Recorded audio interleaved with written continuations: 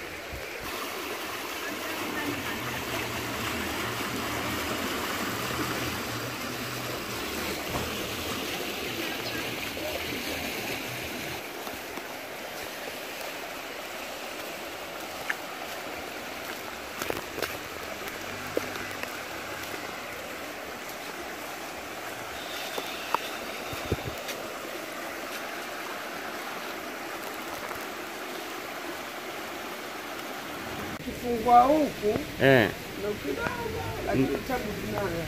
Okay. Hapo kidogo ongea pale. Ndio. Ongea pale. Pale kidogo. Kwamba unasema wangeongeza kujenga wapi? Tena ungetutobolea tena pale. Ndio. Ili wa huku maji. Sababu bado naingia majumbani. Ah, okay.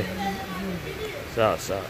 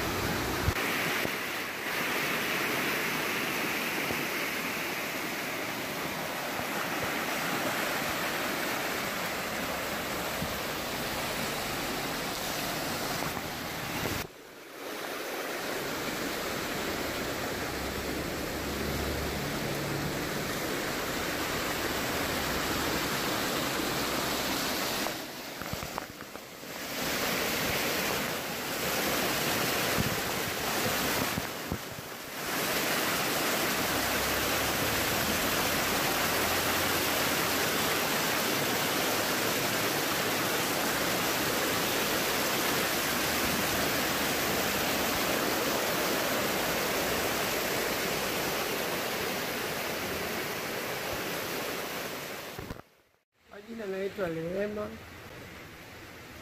Rehema Manuel Baruti. Lakini kisema Rehema watu wanifahamu. Kisema Suzani.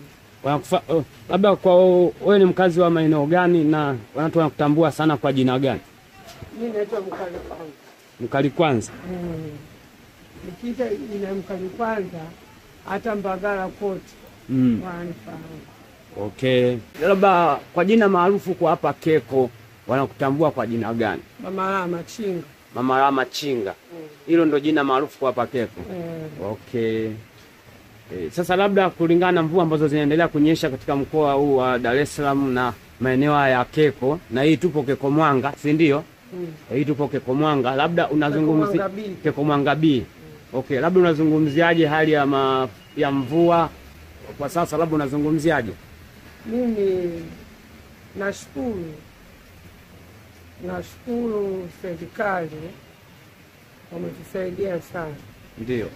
Ingekuwa mpaka leo ndio sisi tungeongea vipi? Serikali nashukuru sana, tumekaa vizuri, hata ndani tumewakilisha, tunakula vizuri, ila bado vingine vidogo vidogo kwa vichochoro maji bado yanaingia, lakini yanatoka. Ndio. Na mfereji kuna sehemu wametuwekea yakijaa tunafukua yanatoka. Ndio. Hiyo zetu kwa bondeni. Ndio. Lakini nashukuru serikali imetusaidia. Ndio.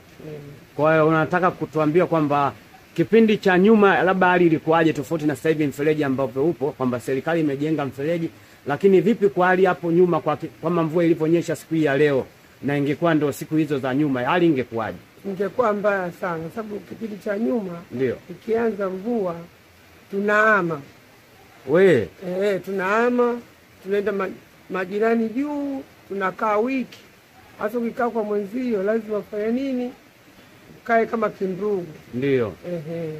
Ikipungua tunaanza kufahamu. Lakini tofauti na sasa hivi kwamba sasa hivi mvua hata ikinyesha tuko hapa mpo kwenu na maji yanatoka kwa wakati, yanaondoka kwa wakati.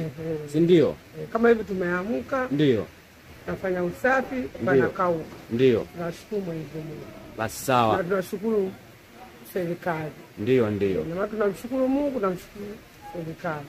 Sawa. Serikali ya Jamhuri ya Muungano wa Tanzania kupitia kwa mama yetu Mama Samia Suluhu Hassan. Si ndio? Ndio. Anasema kazi iendelee, na tunaona kazi ambayo imefanyika, kwa ni kazi ambayo imeweza kuwasaidia kwa namna moja au nyingine, si ndio? Ndio. Okay, nashukuru. Nashukuru mamangu, asante sana kwa mchango wako. Asante sana.